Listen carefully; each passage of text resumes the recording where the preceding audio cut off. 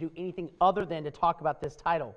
Stop being a leader, be the, capital T, capital H, capital E, be the leader. Take a listen to Ryan Nathan.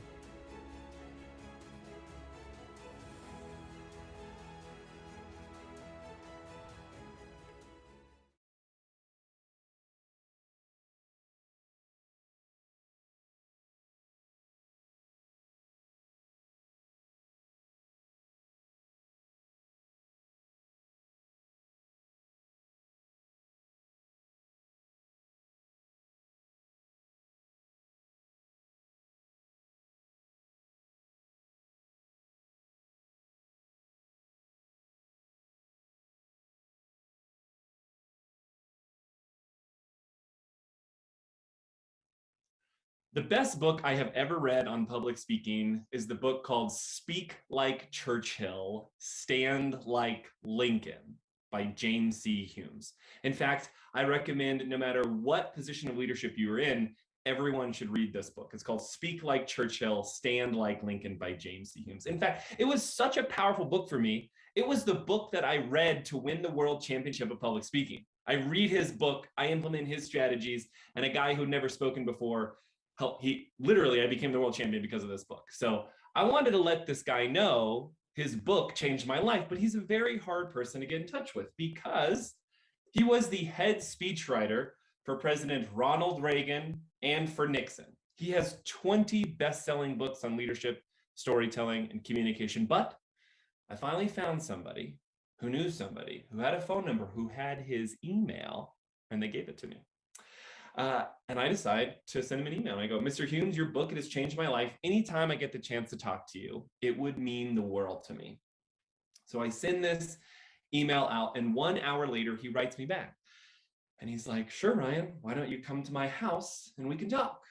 I'm like, cool, where do you live? And he lives thousands of miles away from me. So I don't have a lot of money at that time, but I save up. My wife and I save up so I can buy a plane ticket to go meet him. And I pull up into his huge driveway. I take my rental car keys out. I have every question ready. I'm a journalist. I'm ready for this interview. And I go up and I knock on the mahogany door, and the mahogany door swings open. And Mr. James C. Humes, my idol in public speaking, is standing right in front of me. And for the first time in my life, I look at someone and I am speechless. I'm like, oh my God, you're real. And you can tell on this guy's face, because I'm just like staring at him like this. You can tell on his face, he's like, oh man, why did I invite this guy to my house? So he like motions me in, and I'm geeking out over this guy. And I was like, oh my God, this is so crazy. I'm in James C. Humes' house. And I'm not saying anything. And you know, when you're like in that awkward silence and silence all around you, but in your head, you're like, ah, and I'm like, say something, Ryan. You speak for your living. So I see this old desk and this old antique photo on the desk. I'm like, oh, perfect. This is someone from his family. Everybody likes to talk about family. We'll start there. So I look at the antique photo and I go, oh, Mr. Humes, is this someone from your family? And he goes, no, that would be Christopher Columbus. And I was like, cool. I knew that. I was kidding. I knew that. And he said, and actually the desk that you set your keys on, that desk belonged to Christopher. And I was like, great, this is such a great way to start a meeting. And he walks me around his house, and he has artifacts in his house that I know for a fact any museum in the world wish that they had. You know, Neil Armstrong, first man who landed on the moon. Nixon asked James to write the words that are on the plaque that Neil sat on the moon. So those are James C. Humes' words sitting on the moon. So he has artifacts from Apollo 11 that Neil gave him, like sitting on some counters. It's crazy. So you walk into this room, and it's his living room, and you walk in and it's 20-foot ceilings. And when you walk in, you're hit with this wall of framed photos all over this wall of him standing next to every world leader you can possibly comprehend. I'm talking kings and queens, Martin Luther King, Nelson Mandela, everyone. And then he sits down and he talks to me for 5 hours. He gives me 5 hours of his time. And I finally get to a question where I gotta go. I go, Mr. Humes, I have to understand something. Why would you dedicate your life to something simple like communication? I mean, you could study so many other things. You could have studied sales or leadership or product or different things. Why did you study communication? And he looks at me and goes, do you want to be a leader, Ryan? And I go, well, yeah, I want to be the leader at something I do. And I go, yes, I want to be in leadership. And he goes, he sets his head down. He looks at me and he's like, I'm going to tell you something that most leaders, they overlook because it's so simple. But when you do something with what I'm about to tell you, your photo will be put up on that wall one day with all the rest of them. And I was like, okay, what's up? I was like, I'm about to get the secret of leadership and communication from my idol. It's the best day of my life. So I like turn on my phone. I get my voice recorder. I like have a pen and paper. I'm like, Mr. Humes, tell me I'm ready. And this is what he tells me that ultimately changes my career path. And he tells me this. He goes, look, the better communicator we are, the more influence we have. And I was like, okay, what else? And he's like, that's it. He says, the better communicator we are, the more influence we have. And then he goes to tell me, he goes, I can't tell you how many executives, leaders, entrepreneurs, politicians that I interact with on a regular basis that they think because they know how to talk, or they think now they've stepped into a role of leadership that they think they know how to communicate. But that could be the farthest from the truth. You see, every single person on that wall, they know how to strategically communicate to get you to take action, to buy from them, to follow them, to vote for them. And today, at our conference, I want to share with you strategic communication strategies we all can use to increase our influence, to get more out of 2022 with what we do. I talked about something last year in August, and it's what I talk about all the time. But there's one little thing that I've been studying for the past decade of my life. It has changed the way that I parent my children. It has changed the way that I run my business. It has changed the way that I wake up every morning. So you take nothing else away from me today. You've heard me speak before. This will always be my reminder. It's the understanding, it's the mindset, it's the lifestyle of understanding what the difference is between A versus being the at what we do. Would someone want a product or the product? Would we want to follow a leader when we could follow the leader in the industry? If someone was teaching us, right? Would you want a leader to teach you, or would you want the leader to teach you? Would you want a solution or the solution? Being the separates every one of those who are going to succeed and those who are going to make big things happen. So today, I want to share with you things that I have learned that have taken me from going from A to the in the things that I do, and what I have seen others do of going from A to the. Before we get started, a few things about me.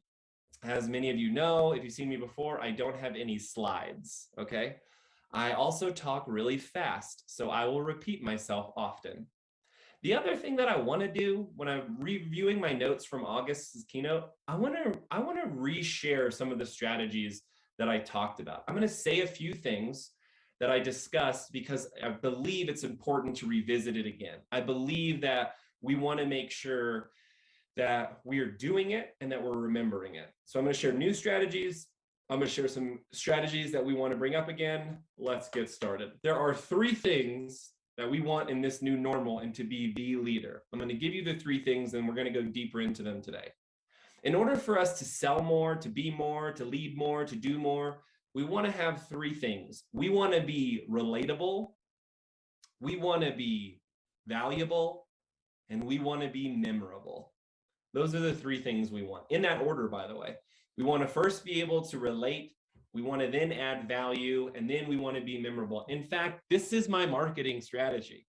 This is the way that I live my life. This is how I interact with one person or thousands of people. I make sure that what I do and who I am is relatable, valuable, memorable, period. That's how my business has skyrocketed. That's how I've enjoyed my life a lot more. That's how I wake up and I'm like, life is fun, because we want to be relatable, valuable, memorable. How do we do that? All right. One of the ways that we can do that is we can all do a better job of being better storytellers, especially at our level. Now, I say this, and some people go, yeah. I know, I've heard this before. Or they go, oh, shucks, I'm not a good storyteller. So I even have people tell me, go, I don't have good stories to tell. Wrong, okay? Most of us have never even been taught how to tell a story, let alone what types of stories to tell, okay? So I'm gonna share with you one thing that I do to be more relatable, and I use what I call the 3 F's of storytelling. Okay, these are the 3 F's of storytelling. The 3 F's of storytelling are around fears, family, failures. All we want to do are share stories around fears, family, failures. Okay, but why? Why would we want to do that? Because no matter who we are, whether we're white, black, gay, straight, Christian, Muslim, from Colorado or from China, every single person in the world has these 3 things in common. So when we share stories around fear, family, or failure, we instantly build relatability with everyone that we're talking to. You see, everyone can't be as successful as you, but everyone has the opportunity to relate to you. And one of the things that we do when we're growing or when we're stepping into leadership is we forget, because what we do is we try to relate to the person that we look up to versus relate to the person who looks up to us. And what I mean by that is I see people share their successes to prove their worth and their value, to have that connection, versus reminding you're in that position as well. There are people who look up to you, and in order for that to be attractive and to grow those people, we want to be able to be relatable. We want to have them see themselves in us. And we can do that with fear, family, or failure stories. Now, there's one thing I talk a lot about within, I'll share this one today too, is you may never again tell a story that does not add value. Okay, we're going to talk about value a lot today, but you may never again tell a story that does not add value. What is value? Value is something they can use. It doesn't mean they will use it. It means they can use it. And when you share value, why this is important for us is because that keeps us valuable to them. And who do we go back to? The person who's the most relatable, the person who's the most valuable. Okay. So one of the things that I do, I don't know where my phone is, but it doesn't matter. On my phone, I use this program called Evernote. It's a note-taking app. You might be familiar with it. Evernote. You can use any note-taking app you want. You can use Notability. If you're an iPhone user, you can use your Notes app. If you're an Android user, we'll talk about you later. But if you're an iPhone user, you can use your Note app. Any Note app works. And all I want us to do, all of us on this call today, what I want us to do is create a folder on your phone in your note-taking app called your Story Bank. And anytime we remember a fear, family, or failure story, add it into your story bank, or you experience it, add it, keep that log, okay? And then here's what I challenge all of us to do. Every one of us, we should be developing one story every month, okay? One story every month. So at the beginning of the month, I pick my story, I start developing it. Am I good at telling that story at the beginning? No, I'm developing it. But at the end of the year, I have 12 great stories to tell. And here's why this is important for us, is because most of us, we're interacting with the same people. Some of us are recruiting the same people, or mentoring the same people, or we're throwing the same parties with the same clients. Like we're interacting with the same group. So what this does is this keeps us refreshing, because people always have something new to share, or we always have something new to give. I feel like I am part of the Pure Romance family. I feel like I am talking to y'all all the time, and I love it. I love it. It makes me so happy. And you challenge me because I go, oh man, I gotta have new content for them. I gotta make sure that I challenge them on new things, because you never want to be the person. And if you don't know this person, you are this person, and please don't be this person, okay? You never want to be the person who, when you start telling a story, everyone goes, ugh, here they go, telling that story again. You don't want to be that person. You want to be the person. I want to be the person who, when I start speaking, other people go, shh, shh, everyone, shh, hold on. I want to hear Raj. I want to hear Cheryl. Hold on, I want to hear Jade. I want to hear Jessica. I want to hear Stephanie. Hold on. You want to be the one who other people shush other people to get the attention on you so you can add the value and be relatable and memorable. And you can do some people believe storytelling is a natural ability. No, it's not. It's a professional strategy that you and I all have access to that we can use to be the best at what we do. If and when, which I believe we all do, that's why we're here today, we want to be the best, we've got to relate and we've got to start telling stories. So use the 3 F's, start your story bank, and start using this to connect with the individuals that you're interacting with. Okay. Now, why? I mean, if you're one of those like left brain scientific people, the thinkers of the, Harvard Business Review found that storytelling also helps with learning because stories are easy to remember, right? So if you want people to relate to you, learn from you, remember you, it's really important for us to do that. I was reading this by this organizational psychologist. Her name was Peg Nofonson, and she found that the learning stems from a well-told story because it's remembered more accurately, and they found out that it's remembered longer. Rather than learning some fact or figure, like you can go out and you can be like, hey, we have bestsellers, we got Pier 21, we got Basic Instinct, we got this Venture, air pressure vibrate, we got all these things. You can go out and share those facts, but give the why behind it. Why is it your favorite? Why is it the bestseller? What's the story of the person who used it that it changed their life? Sell through the story, don't sell through the fact. Understand this. This one might be a good one to write down. People buy emotionally, they justify intellectually. Okay, people buy emotionally, they justify intellectually.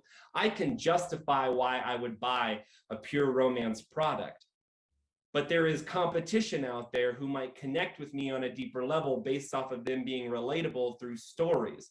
Don't let your competition take away that emotional connection because people buy emotionally, they justify intellectually. Use storytelling to your advantage. There's this thing that I've been thinking a lot about lately, especially for things like what you and I do, right? There are 3 types of people that I have found in our business. There are people who are wanting their business to grow. Okay, these people, they want it. There are those of us who are willing for our business to grow. We're willing, we're open, we're saying, hey, I'm ready. And then there are a select few who are working to make their business grow. Ask yourself, which one are you? Are you wanting? Are you willing? And are you working? I interact with a lot of people who keep their actions inside their mind, and those are thoughts. That's a thought. Okay, thoughts are good to have, but you have to convert them into action. You have to do things in order to be things. Okay, we have to do things in order to be things. So what are we working on? Well, hopefully it's developing your storytelling skills so you can be the most relatable person in the room. Now, what I'd like to share with you next within the relatable section are what I call the 3 comparisons. And again, I know I've shared this with a few of you before. I really believe it's an important aspect for us to revisit things. Like, you ever read a book before? And it was a good book, and then you reread that book and you're like, dang, that was a good book, and you'd already read it. It's because sometimes I believe you can get the information and you understand it.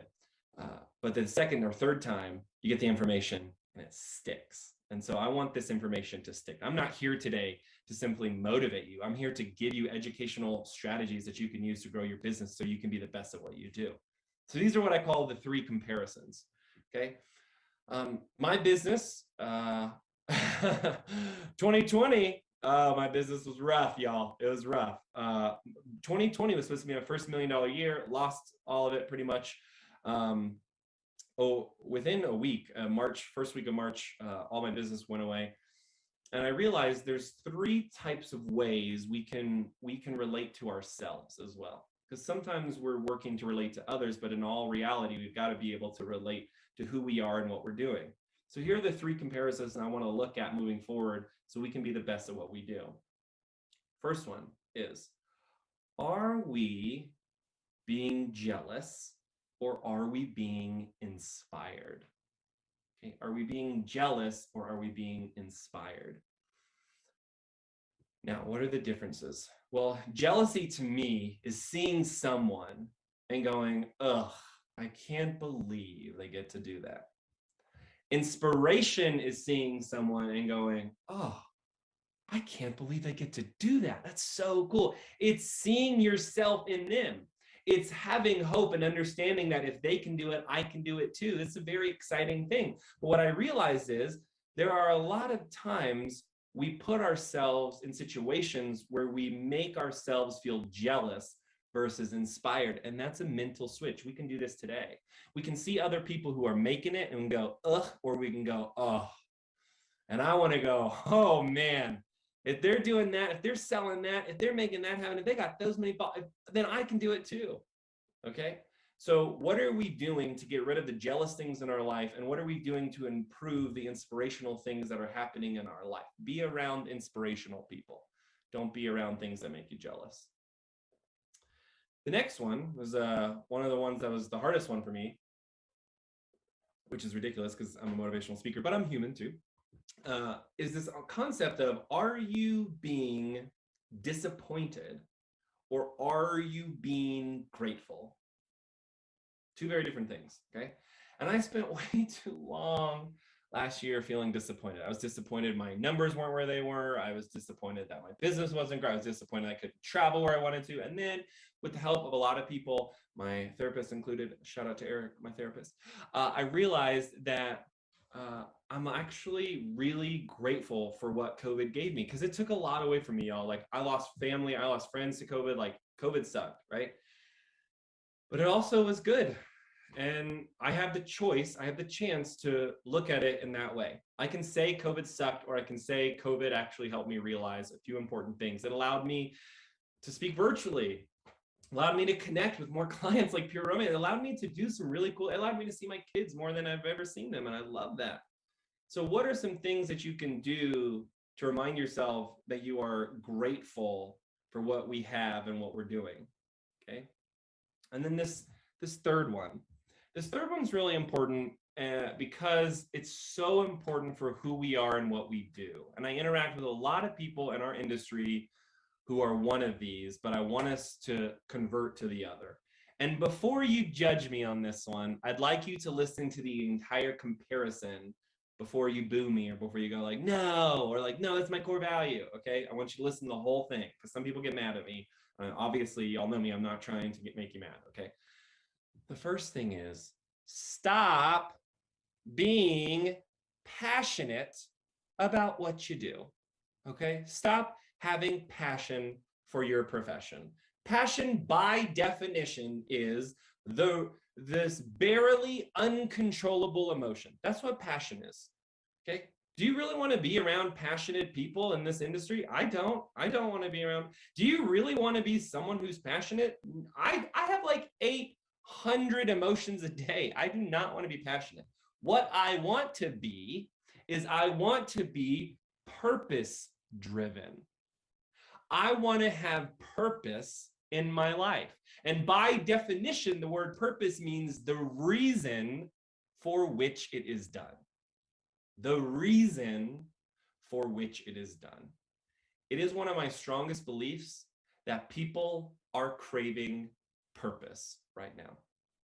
And one of those beliefs of with people being so unhappy, there's many reasons why, but we've been fed this lie to be passionate our whole life or go out and work on your passion. Well, passion is rooted in feeling, and feelings are always changing, which therefore we're always chasing something and we're not feeling settled. The happiest people I know, they know their purpose, they stick with it, and they make it happen. They know the reason for which they are doing it. What is your purpose? I know mine. What's yours? Now, here's the idea for you to understand of where you want to be in 2022. And sometimes people laugh at this, but I interact with people like this all the time. There's two types of people. Do you want to be this jealous, disappointed, passionate leader or person? Or do you want to be this inspired, grateful, purpose-driven leader who makes real differences in people's lives? I know which one I try to be every day. And yeah, I say the word try there. I say the word try there because I'm not it every day. Definitely, I lean over here sometimes. I'm human. But I try to make sure that I am being inspired, that I am being grateful, and that I am living with my purpose so I can go and help more people. Ask yourself where you want to be and ask who you can relate to more. Okay, so those are all ways that we can be more relatable. I remember one of the very first world records I ever attempted. If you ever want a headache, try to get a park permit in New York City Central Park on 9/11. Ooh, okay, this one, well, even that alone, that sentence. So we go to New York. My crew and I go to New York to break this world record. And we're there to break the world record for the longest chain of bandanas. We hear about this man. His name is the man in the red bandana. And during 9/11, he saved over 10 people's lives because he went back up to carry them down. And a New York Times article wrote about the man in the red bandana. And a few weeks later, the man's mom read the article and realized, my son always carried a red bandana in his back pocket. Could that be my son? And so he and the mom and dad went and interviewed all the people's lives that he saved to get the characteristics of the man and realized it was indeed their son. And on the last one's life that he went to go save, unfortunately, Matt Crothers, he didn't live, but he saved multiple people's lives. And so we wanted to go honor this man during 9/11, and we wanted to tie 10,982 red bandanas together in Central Park because that was the length of the side of the Twin Towers, all four towers, and we wanted to show this demonstration in Central Park. So 2 weeks before the big event, Central Park, the park permitting office calls me and they go, hey, Ryan, would you still like this park permit? We have another person applying for it. And I'm like, well, yes, of course I want it. They go, well, we never received your money. And if we don't get your money, we have to give it to this other person. I said, well, no, I sent that a while ago. It should be there. And they said, well, we have to get it in 48 hours. I said, okay, well, can I give you a credit card? No, we only accept checks. And I go, I know, okay. So I go, okay, I will get this to you in 40 hours, no problem, we will make it happen. Now I'm keynoting an event. This is like 15 minutes, 20 minutes before I have to go and speak at an event. And so I go to the front desk, I write a check, luckily I have a check on me. I write a check, I put it in an envelope, and I ask the concierge, I say, sir, can I please have a stamp? This is a very important letter that has to get out. Can I please have a stamp? And the guy goes, I'm so sorry, sir, I can't give you one. And I go, oh, I understand. Can I please buy a stamp? I'm happy to buy a stamp. And he goes, I'm sorry, sir. It's against company policy now to give or to sell stamps. We're not allowed to do that. If you find a stamp or you go buy a stamp from someone else, I'm happy to mail your letter for you. And I'm like, are you for real? I was like, I will pay $1,000 for this stamp. I have hundreds of people coming, and he's not his head. I'm sorry, we can't do anything. And so I go around this breakfast place asking people at their table, do you have a stamp? I'm like, do you have a stamp? Do you have a stamp? And I know some people were like, is that our keynote speaker? But I get a stamp. Someone gives me a stamp. They have one. I stamp it. I take a photo. I send it to Parks. I say, it is in the mail. Here is the check. We absolutely, without a doubt, want this permit. I go back to the same concierge and I said, found a stamp. And I hand him the stamp. I said, please mail this. It's a very important letter. It has to get out. And he says, absolutely. And he like drops it down this little chute. And then he goes, is there anything else I can help you with?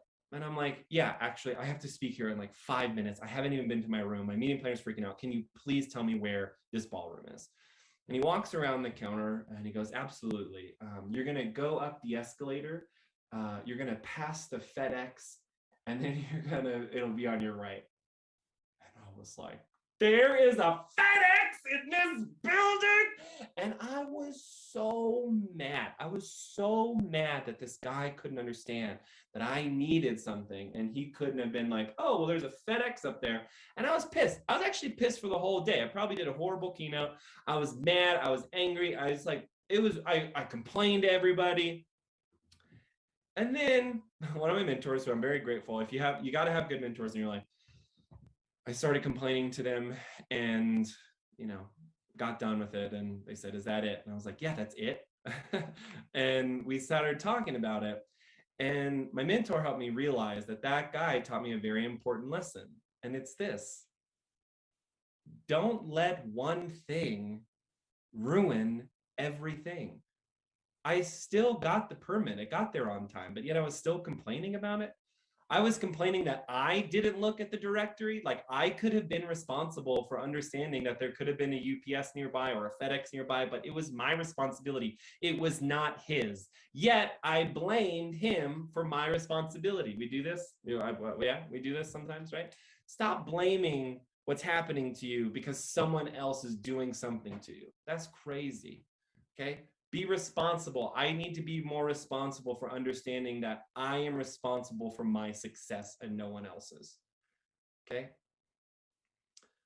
So here's the next one that we want to go into. I hope y'all are learning. I hope y'all are having fun and enjoying this. Okay. I love being here. I feel like I could talk to y'all for like hours and hours and hours. Here's the next one. Okay. Here is the most important one, really, in connecting and bridging the gap of understanding. Are you going to make it to that next level? Because we can all relate. The ones now who are valuable are the ones who take it to the next level. Now, I'm going to say a few things here within this one. There will be strategies, there will be ideas. More importantly, there will be thoughts. Thoughts that when I was customizing this for y'all today, it's like, man, what would I want to share with them? And here's one of the most important things I learned about value.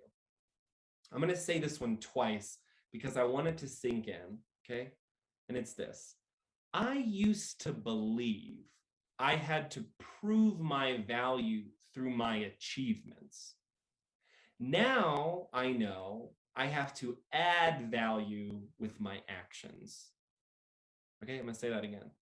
I used to believe I had to prove my value through my achievements. Now I know I have to add value through my actions. And I say this because some of us, myself included, y'all, I have wasted time believing that if I did this, I'll get this. No.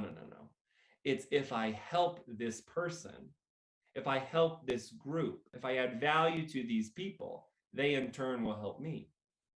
The more value we add, the more our business grows, period. Underline, highlight, star. The more value we add, the more our business grows. The number one reason why I am where I am today is simply because I don't think about me looking good. I think about how can I help other people get good? And that's all that I do.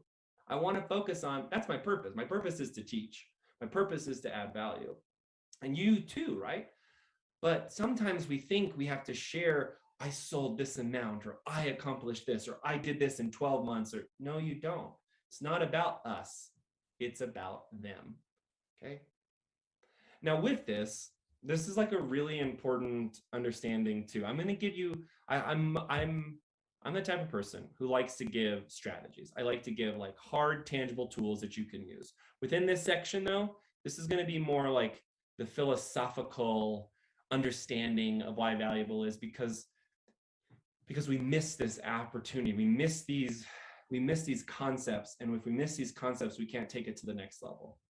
And here's one that I learned. So I used to work at Special Olympics and I loved my job there. I was there for years and it was one of my favorite jobs I've ever had. And there was a really important thing that some of the athletes taught me. And it's the understanding of, are we trying to increase our abilities or improve our capabilities? Very important distinction. Subtle, yet important, okay? Abilities simply means you have the opportunity to do something, okay? Capability means we have the power to do something, all right? Let me explain this through the Special Olympics lens. So a lot of our athletes, they had the ability to apply for a job so they could make their own money. Absolutely, they did. They had the ability to do that. But the ability didn't matter because the job that they applied for down the street, they couldn't even get to because there wasn't even a ramp to get to the building for those who utilized a wheelchair. Okay? So yes, they had the ability, but they didn't have the capability of even going and applying or getting to the job. That's in line what it is that I see differentiates a leader versus the leader. A leader tries to go and improve or increase their abilities. You have enough abilities. Pure Romance has put it in front of you. They have been like, boom, here's your chance. Here's your opportunity to be the best at what you do. Now it is up to your capabilities, to your power, to increase your power, our power, my power, to go out and get those opportunities. You've got enough abilities. You don't need any more abilities. Don't say that someone is holding you back from your abilities. No, we've got enough. We don't have enough of is our capabilities. And the more capable you make other people, the faster your business grows. That's what I want you to get across in this section. The more power you give to other people, that's the most valuable thing you can do to grow your business in 2022. Stop helping people let them see their abilities and start differentiating yourselves by giving people power and capabilities to go out and to do what you want, okay? Within this value, we're going out and sharing our capabilities. We're going out and making things happen. There are words that we must delete from our vocabulary. Okay, and I share this one several times too, but I still hear these words. So that's why I'm going to keep bringing these words up until I no longer hear them at Pure Romance, until I no longer hear them within this industry. Okay, there's several words that I want to give you. First word is the word just. Okay, just. I just need a couple hours for a party. I just need 5 minutes of your time. I just have been doing this for 3 years. Someone told me that. I just been doing this for 3 years. Listen to how one word makes the difference in the way that I am selling, motivating, inspiring you. Okay, so in my industry, if I said, I've just been doing this for 10 years, or I've been doing this for 10 years. You hear the difference? One word, y'all. One word makes all the difference, okay? I can't tell you how many times people minimize who they are and what they do by using this word. I look even through your sent emails. People use it in text all the time. I just want to follow up. Blech. I just want to say thank you. Blech. No.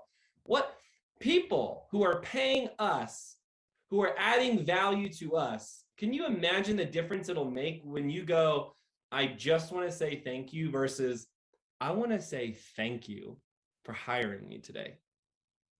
I hope everybody, you hear it. Okay, you hear it. You hear the word. You hear how one word makes a difference. Here's what I know studying language. I love understanding how words can make a difference, but I understand this no matter what language we speak, no matter what country we are in, words are free, but they cost us a lot. Words are free, but they cost us a lot, okay? Paying attention to the language that we use will allow us to increase the influence that we have. Another word, and I hear this word too often, so you all know, it's yes in our industry, but it's also in every industry. And it's the word sorry. And here I want to be clear, okay? Because I don't want anyone to quote me and be like, oh my gosh, Ryan said I shouldn't apologize. No, you should absolutely apologize and say sorry if you should be sorry. You should not say sorry for things that you don't need to be sorry for. Listen to how one word makes the difference in the way that I'm setting the tone of the meeting, the way that I'm adding value, the way that I'm creating value and being memorable, okay? And this is one that I hear common. Oh, so sorry I'm late. The traffic was crazy. Let's get started. I hear this. They apologize for being late, or they apologize for an email lasting too long. They apologize. Imagine for a moment if you change the sorries to thank yous. Imagine the energy that comes into the room when you say, thank you so much for waiting. Traffic was bad. Let's get started. You hear the tone, you hear the energy. Thank you so much for letting me get this email to you today. Business has been wild. Versus sorry for letting it take so long to get through this email. Stop apologizing for things you don't need to apologize for. Okay, start saying thank you instead. Thanking people, letting them know that they and themselves, simply by being, are valuable. Okay. This other word, I hear this word in sales too often. I hear this word in leadership too often. This is the number one word I'm hearing right now. And it used to be okay, but now it's getting busier and bigger, and people are talking about this word way more, using this word way more. And it's the word think. This word's crazy to me, okay? I want to be clear. I'm not saying you can never think again, okay? I'm not saying you can never say the word think. I'm saying you should delete the word think when you know, okay? I think you'd like this product. I think we'd work well together. I think a party is a great idea for you.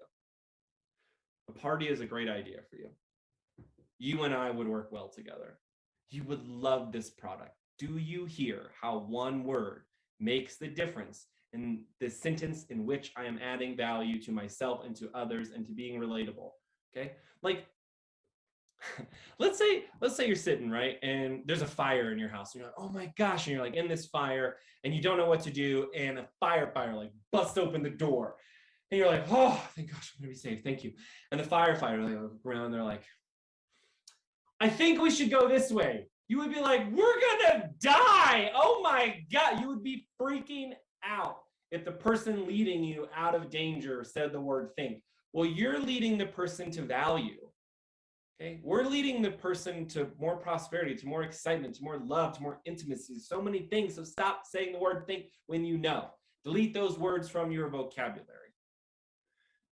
Now, this other concept around valuable is this acronym that my wife and I use, our company uses. We use this within our team, and we check in with ourselves because, you know, like you've heard this saying, like, we can't give love if we don't have love for ourselves, right? We can't do this if we don't have this. Well, what we realized is in order to be the most valuable, we have to follow the acronym STEEP, STEEP, STEEP. And this is so important right now because the Western world shows us that those people who don't do these things are the ones who are more successful. So wrong, okay? So wrong. And here's what the acronym stands for. Okay, the acronym stands for sleep, thinking, eating, exercising, and people. I'm gonna share them again, don't worry.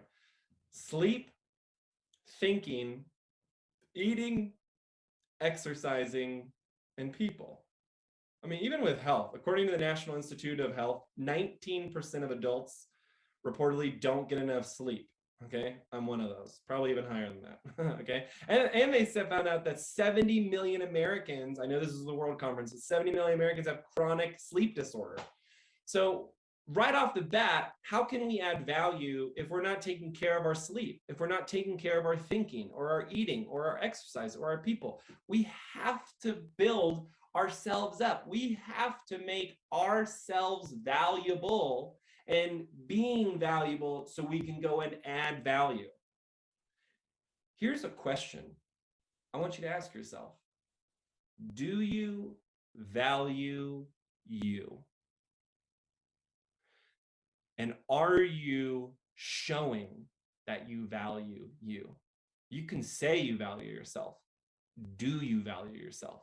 And if you value yourself right now, work on getting the sleep that you need, thinking the thoughts that you need, eating and exercising the way that works for your body. I will tell you right now, you do not have to be that person who's like P90X, insanity, blah. No, that might work for some people. I'm not saying you need to do that. I'm saying go take a walk, lift a 10-pound weight, get on the bike for 5 minutes. I'm talking about do the exercise that works for you and your body. And then are you being around the people who are challenging you in the right way, who are getting you pumped up in the right way?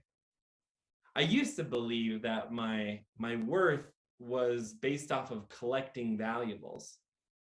I realize my worth is finding more ways to be valuable. I'm going to say that again. I used to believe that my worth was based off of collecting valuables. My worth is not collecting values. It's being able to find more ways to be valuable. And the first way we can do that is valuing ourselves. Saying it. Some of us are afraid to say it. Some of us are afraid to believe that, why should I have that? Why me? I do that all the time. Like, why should I have that car? Why should I have that watch? Why should I have that? Well, you should have it because you also give. I give more money away now than I used to make an entire year. Okay. Don't let anyone tell you what you can or cannot have. Okay. But you should be telling yourself that you are valuable. And now let's show it. All right. I haven't shared a story. I want to share this story. So, I've shared a story. I haven't shared a story in like 20 minutes. So, man, this is like blowing by. Okay. A few years ago, I go to Antarctica to break this world record. And I'm there. And yes, there are a bunch of penguins around me, and I'm with my expedition crew. And I want to take in a breath of fresh Antarctica air.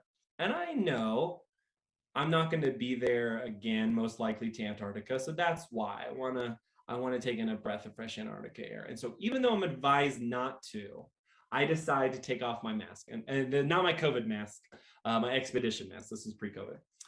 And so I do, and I take my mask off, and the air is so cold that it burns the lining of my esophagus, and it takes the filling out of one of my teeth. And my expedition leader is right beside me, and he knocks me on the shoulder really quick, and he goes, hey, cover your mouth, your teeth could crack.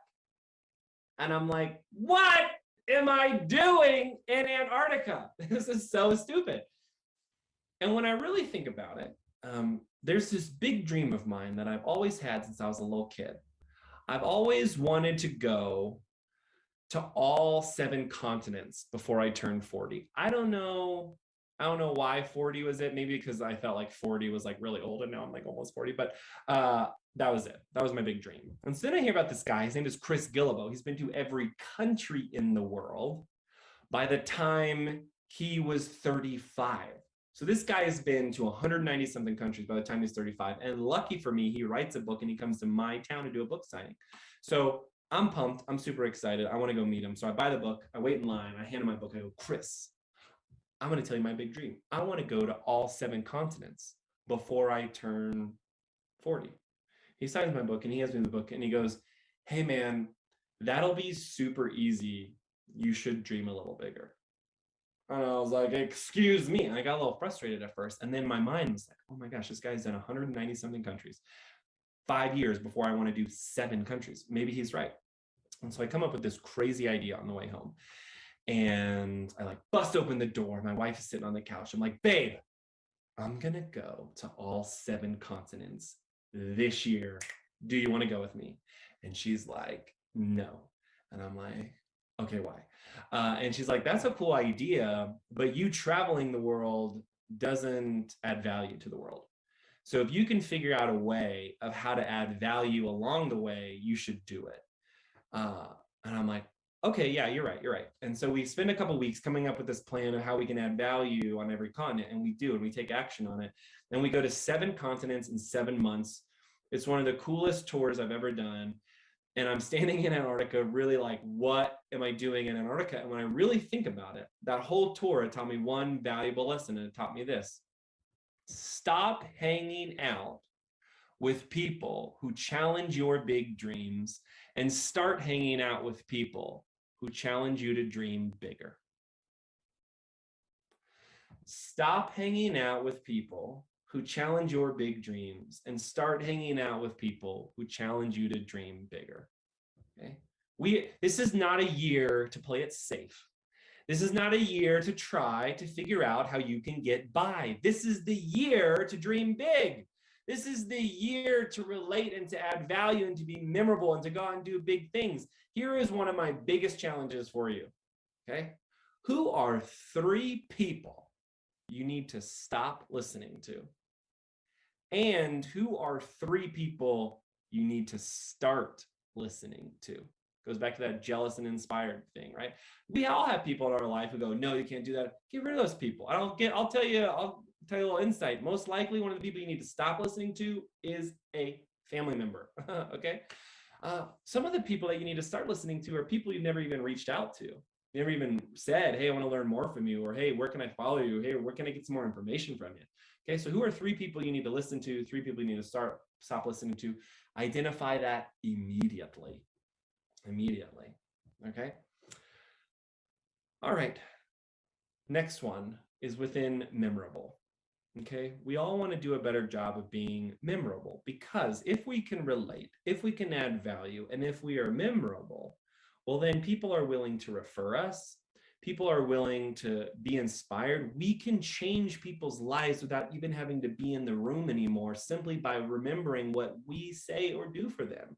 That's a cool, when you understand that power that you have, the opportunity that we have to go and influence others, even when we're not in the room, is a really cool feeling. And we all have that. So here's 3 things I want us to know about memorable. Okay. I have said these quotes before. I don't feel like I can say them enough. I might even say them again when we speak again, which I hope we do get to speak again. And it's this. Okay. The first one is this ridiculous saying that I have heard my whole life that I want to get rid of. I don't want people to say this anymore. And you can be the one to help the conversation when someone is in and says this to you. Go, no, no, no, actually it's this, okay? It's this stupid saying of, hey, step outside of your comfort zone. What? No, that is ridiculous. That is ridiculous advice. If you step out, you know what? That means you can step back in. That's not advice, okay? Also, I have never accomplished anything when I have been uncomfortable. Every time I do succeed or I accomplish, I'm comfortable in it enough to make it happen. So the true saying is not step outside of your comfort zone.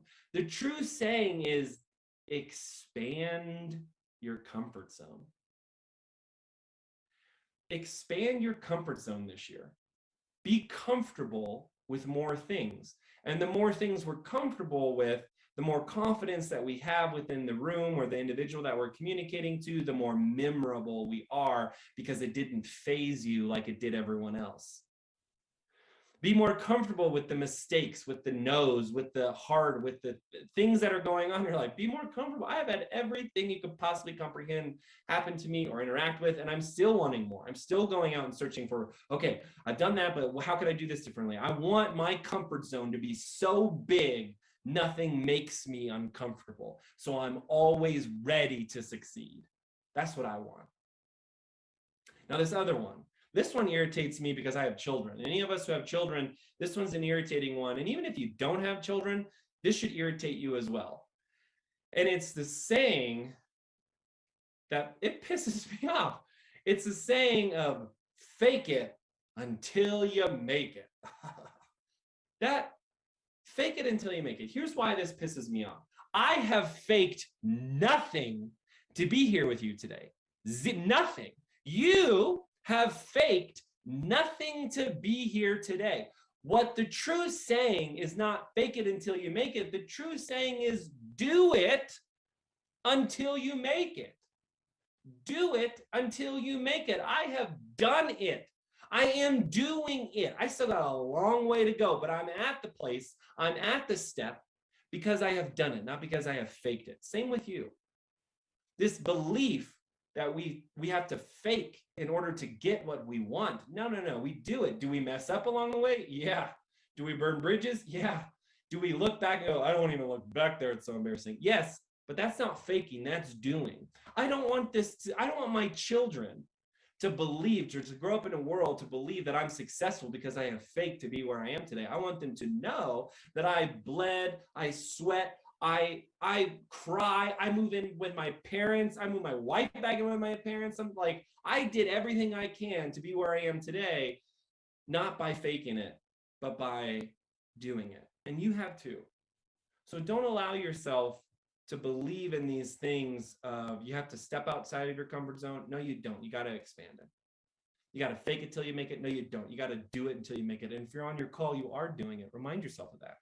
Remind yourself you are doing it. Celebrate that success that you are making it happen. You might not have made it happen yet, but you are making it happen. That's a very important thing that people forget. If you're in it, be excited about it. If you're one of those people who are off to the side who are going, I want to be on the trail one day, well, forget about you. If you're here right now and you're wanting to do it, good for you. Let's make it happen. Okay? So here are a few things. I'll recap a few things. I'd like to hear what your WOW strategy is of my keynote today. WOW is an acronym. WOW is what is one thing you are going to walk out with? What one thing did I say? Maybe it was a strategy, maybe it was a thought, maybe it was an idea, maybe it's something you're going to write on a post-it note and keep it on your computer. What is that one WOW strategy that you're going to walk out with? Put it in the chat box. Let me hear it. What do you got? What is it? Let everyone see what your WOW strategy is of the day. Sometimes too, when you pop it in, some people see it and they go, oh yeah, that's my WOW strategy too. So type in your WOW strategy while I recap for the day, okay? First thing, remember, when we improve our communication, we increase our influence. Here's what I believe around communication. How we communicate is how we operate. That is true no matter who we are or where we're at. Better communicator we are, better operations we have. I want us to be the, and how we can be the moving forward is relatable, is valuable, is memorable, in that order. We can do a better job of being relatable by sharing stories around the 3 F's, by making sure that we're looking at these 3 comparisons and we're not asking ourselves if we want it or if we're willing to it. Are we working to do it? Also, the reminder of, don't let one thing ruin everything, and making sure that we're taking responsibility for who we are and what we do. Then going into this idea of being more valuable, of realizing you don't have to prove value through your achievements. You can prove value, or you can simply add value with your actions. Okay, looking at ability versus capability and increasing other people's capabilities. Looking at words to delete like just or think or sorry. And then looking at making sure that we add value as well. Stop collecting valuables and start finding ways to be more valuable by improving your sleep, your thinking, your eating, your exercising, your people, basing off of 3 people you want to stop listening to and 3 people you want to start listening to. And then in the case of being more memorable, we want to pay attention to expanding our comfort zone, not faking it until we make it, but making sure that we're doing it until we make it, and realizing what's the way that you want to be memorable to others as well. Okay? When we learn to communicate more efficiently, we can operate more effectively. All right? Thank you for putting your WOW strategies in the chat.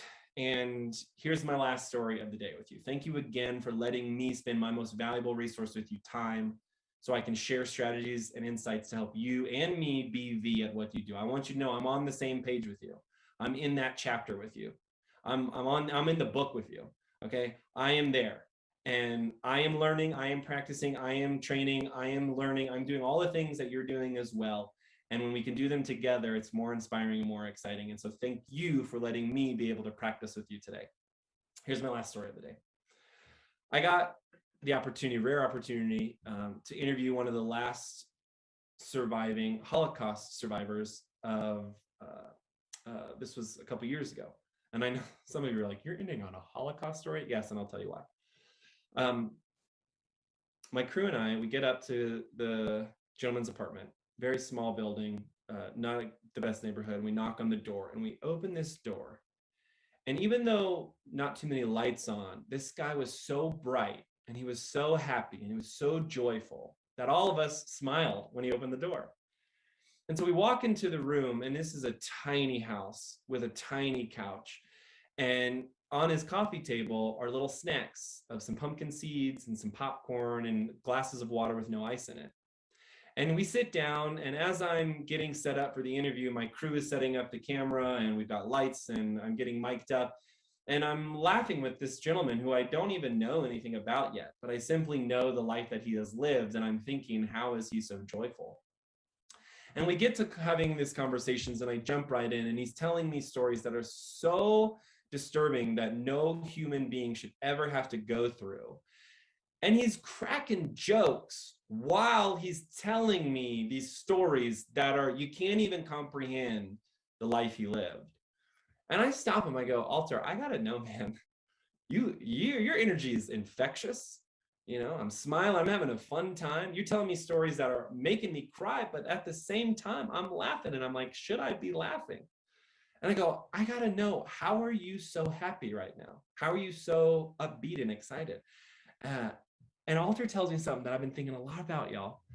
And he tells me this, he goes, hey, when I got free, I instantly thought of one thing. I looked back at those gates of that concentration camp that I was in, and I said to myself, I could look at this and I could be bitter, or I could turn around and look forward and I could be better. And I love that lifestyle. I love that mentality. That's the. Being the is looking at ways of how we can be better, not how we can be bitter based off something that happened to us. And that's my hope. My hope is that this year you look at ways to be the in everything that you do, and you find how you can be better. In fact, you can be the best at what you do. Don't live a life, live the life. And thank you so much for having me today, everybody. Thank y'all so much.